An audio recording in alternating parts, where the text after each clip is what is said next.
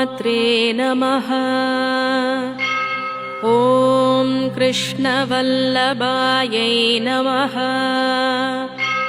ॐ कृष्णायै नमः। ॐ कृष्णपारिजातायै नमः। ॐ कृष्णप्रियायै नमः। ॐ कृष्णरूपायै नमः। ॐ कृष्णप्रेमविवर्धिन्यै नमः। ॐ कमनीयायै नमः। ॐ कल्याण्यै नमः।